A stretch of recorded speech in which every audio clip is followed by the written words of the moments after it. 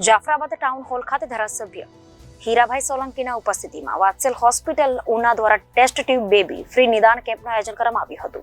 જાફરાબાદ શહેર અને તાલુકાની જનતાને નિસંતાન માતા પિતાને પોતાનો સહારો મળી રહે તે માટે આજે ધારાસભ્ય હીરાભાઈ સોલંકી તેમજ અમરેલી જિલ્લા યુવા ભાજપ પ્રમુખ ચેતનભાઈ સિયાળ તેમજ નગરપાલિકાના પૂર્વ પ્રમુખ કોમલબેન બારૈયા તેમજ સરમણભાઈ બારૈયાની ઉપસ્થિતિમાં ફ્રી નિદાન કેમ્પનું આયોજન કરવામાં આવ્યું છે.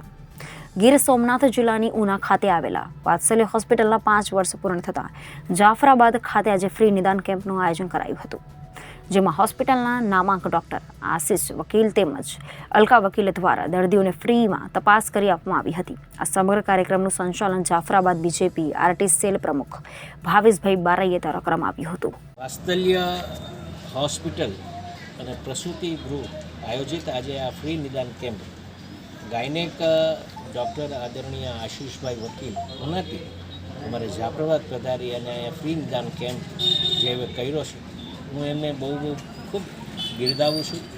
અને આ ડૉક્ટર એક સેવાભાવી છે. ટેસ્ટ ટ્યુબ બેબીનો પણ આ હોસ્પિટલ મારફતે એક નવી એક ઉપલબ્ધિ અહીંયા જ્યારે આપણે પ્રાપ્ત થઈ હોય ઉનામાં, ત્યારે હું એટલું અવશ્ય કહીશ કે જ્યારે આવા ડૉક્ટરો સેવાભાવી ડૉક્ટરો ઘણા બધા આ ડૉક્ટરો પાસેના મેં રિપોર્ટો મેં સાંભળ્યા છે કે આશીષભાઈ વકીલ જે ડૉક્ટર છે ઉનાના, એ ખૂબ સરસ રીતે લોકોની સેવા પણ કરે છે.